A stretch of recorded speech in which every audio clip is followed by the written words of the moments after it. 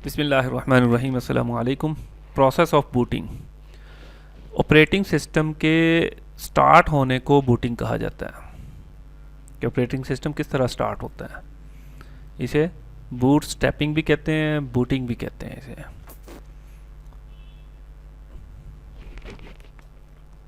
इस डायग्राम से इसको अंडरस्टैंड करते हैं।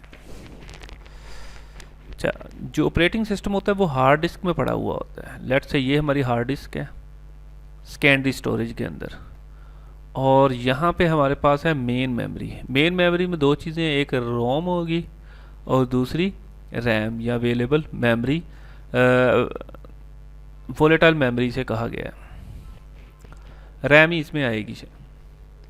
तो ऑपरेटिंग सिस्टम जो होगा वो यहाँ से यहाँ लोड होना है। ये देखें, इस डायग्राम में यही बात बताई गई है कि यहाँ से फाइलें कहाँ जाएंगी, इस एरिया के अंदर आएंगी ऑपरेटिंग सिस्टम।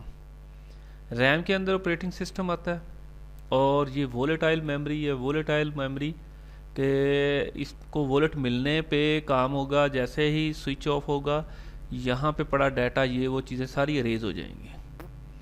मतलब जो ऑपरेटिंग सिस्टम की फाइलें आई थी वो ख़त्म हो जाएंगी और वहाँ पड़ी रहती हैं। एक कॉपी आती है उसकी उठ के, अगर उसमें कोई मॉडिफिकेशन है तो फिर वापस उसी के अंदर सेव होगी, तो ही वो महफूज रहेंगी। यहाँ इस एरिया में जो चीज़ आएगी वो टेम्परेरी होती है। और ये जो रोम होगी, रीड ओनली मेमोरी, ये परमानेंट है, इसे नॉन वोलेटाइल भी कहते हैं।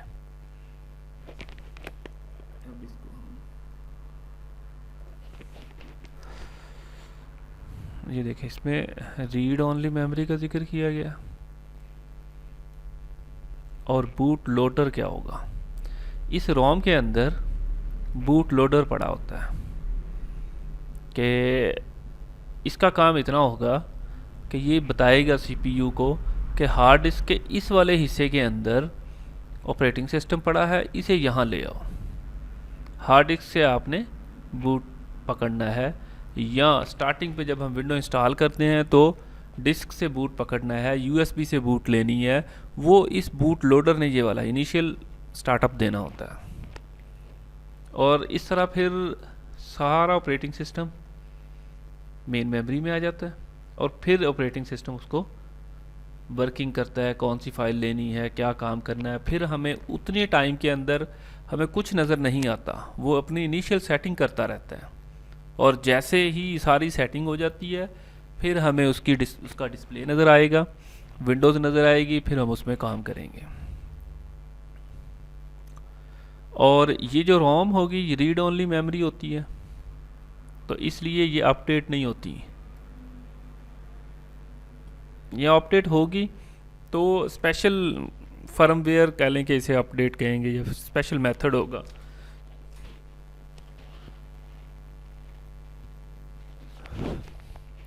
प्रोसेस, दो चीज़ें इसमें आ गई, प्रोग्राम किसे कहते हैं, प्रोसेस किसे कहते हैं। प्रोग्राम, कोई भी स्टेटमेंट्स हम 5-7 लिख लें तो ये हमारा प्रोग्राम होगा, और जब ये रनिंग हालत में होगा तो इसे प्रोसेस कहेंगे। या एग्ज़ाम दिया गया, एग्जांपल दी गई है एनालॉगी ऑफ म्यूज़िक शीट। वो जो म्यूज़िक शीट होगी वो क्या होगा, वो प्रोग्राम होगा, और जब वो चल रही होगी तो वो प्रोसेस कहलाएगी। प्रोग्राम जो है वो स्टैटिक एक्टिविटी है, और प्रोसेस एक्टिव एक्टिविटी है।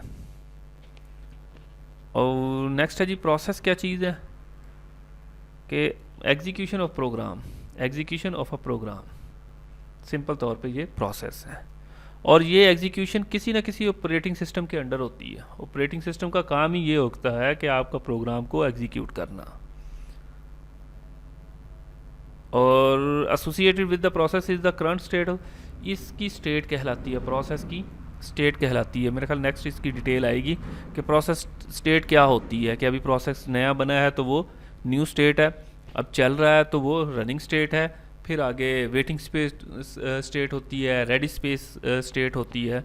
तो ये उसकी करंट पोजीशन प्रोसेस की क्या है, ये उसकी स्टेट कहलाएगी। और इसकी स्टेट में क्या होगा, प्रोग्राम काउंटर होता है, सीपीयू के रजिस्टर्स होंगे, वैल्यू जो मेमोरी से रेलिवेंट है वो है, snapshot of the machine at a particular time के ऊपर क्या वर्किंग हो रही है। इतनी डिटेल में जाने की ज़रूरत नहीं है इसकी।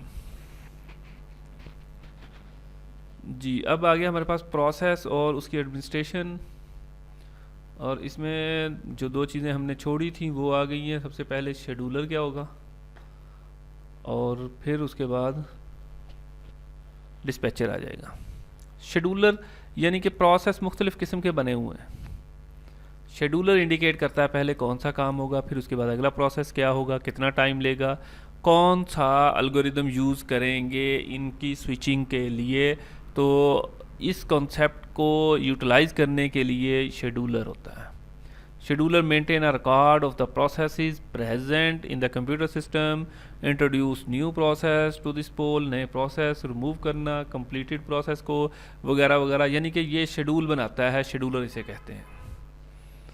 और ये सारा कुछ किस में होता है, प्रोसेस टेबल के अंदर। अब उसमें ये चीज़ आ गई हमारे पास कि ये प्रोसेस जो है वो उसकी स्टेट ये कहलाएगी रेडी स्टेट। रेडी स्टेट कौन सी होती है कि प्रोसेस चलने के लिए रेडी खड़ा है, तो ये प्रोसेस रेडी स्टेट कहलाएगा। इसकी एक स्टेट होती है वेटिंग। अगर उसको कोई इनपुट चाहिए, उसको कोई कीबोर्ड से की का डिले चाहिए या कोई कमांड रिक्वायर्ड होगी, तो वो वेटिंग करता रहेगा। तब तक प्रोग्राम नहीं चलेगा जब तक प्रोसेस नहीं रन होगा, जब तक उसे वेटिंग रिक्वायर्ड चीज़ ना मिल जाए। ये एग्जांपल दी है इसमें।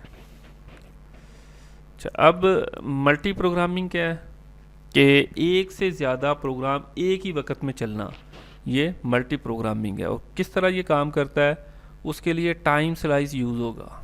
टाइम स्लाइस किसे कहेंगे, टाइम का एक छोटा सा टुकड़ा, स्लाइस कहते हैं टुकड़े को। नैनो सेकेंड, मिली सेकेंड डिपेंड करता है सिस्टम के आर्किटेक्चर के ऊपर। बहरहाल वो कोई, अगर फॉर एग्जांपल हमारे पास दो प्रोसेस हैं, एक प्रोसेस ए है और दूसरा प्रोसेस बी है, तो कुछ टाइम यहाँ से देखें, ये टाइम इतना स्लाइस प्रोसेस बी को दिया है और यहाँ से इतना टाइम प्रोसेस ए को दिया है, फिर प्रोसेस पी, फिर प्रोसेस ए। और अगर कोई फिनिश हो जाए तो वो ख़त्म हो जाएगा, उसकी जगह पे कोई नया प्रोसेस। अगर दो प्रोसेस हैं, तीन प्रोसेस का आपस में स्विचिंग होना, इस कॉन्सेप्ट को प्रोसेस स्विच भी कहते हैं और कंटेक्स्ट स्विचिंग भी इसे कहते हैं, कंटेक्स्ट स्विच भी इसे कहते हैं। कि प्रोसेस बी पे काम हो रहा है, 2 सेकंड इसे दिए, अब प्रोसेस ए की तरफ आ जाना है, तो इसको सेव कर देना है, कितना काम हुआ, कहाँ हुआ, क्या क्या चीज़ें हुई, वो सारी उसकी पीसीबी में आ जाता है। प्रोसेस कंट्रोल ब्लॉक डायग्राम होता है, उसके अंदर ये सारी चीज़ें स्टोर हो जाएंगी।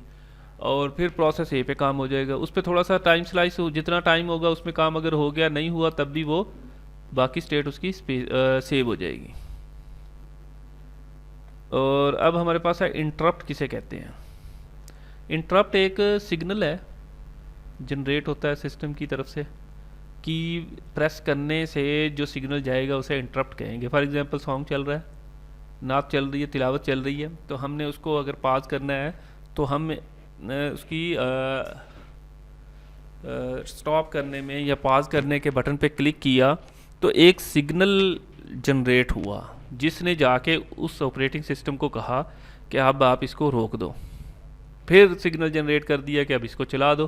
तो ये काम इंटरप्ट कहलाता है। एक वर्किंग हो रही है, कोई बाहर से हमें आवाज़ दे तो ये इंटरप्शन होगी, और इसको इंटरप्ट हैंडलर कंट्रोल करता है। इंटरप्ट हैंडलर क्या होगा, एक किस्म का एक टेबल है, उसके अंदर लिखा है कि कौन सा इंटरप्ट, कौन सा सिग्नल आए तो क्या काम करना है, ये इंटरप्ट हैंडलर ये वाला परफॉर्म करेगा।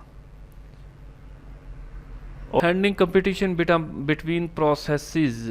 अब यहाँ पे टर्म आएगी हमारे पास रिसोर्स। रिसोर्स किसे कहते हैं,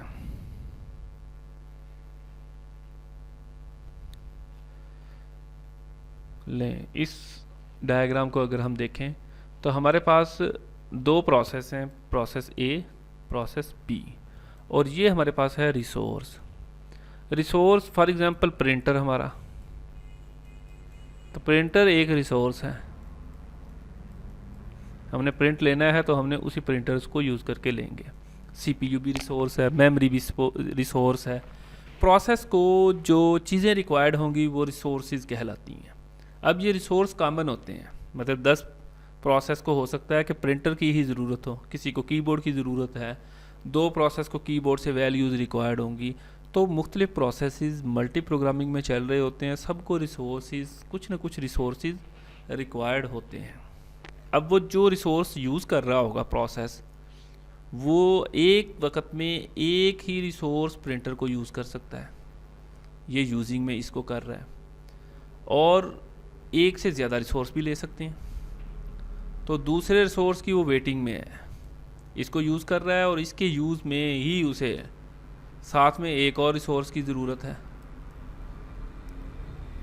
इसी तरह प्रोसेस बी इसको यूज़ कर रहा है दूसरे रिसोर्सेज को और वेट कर रहा है कि मुझे प्रिंटर मिले। तो बाज़ औक़ात ये इस तरह की एलोकेशन, रिसोर्स एलोकेशन में इस तरह का प्रॉब्लम सिचुएशन बन जाती है, उसे डेडलॉक पोजीशन में ले जाती है कि अगर दो प्रोसेसेस डिमांड करें सेम रिसोर्सेज को एट ए टाइम, ये उसकी एग्जांपल दी है, और ये रिसोर्स की एलोकेशन आ जाएगी। रिसोर्स में files manage allocate, access of a file, memory manage allocate, ये सारे रिसोर्सेज की एग्जांपल दी गई हैं।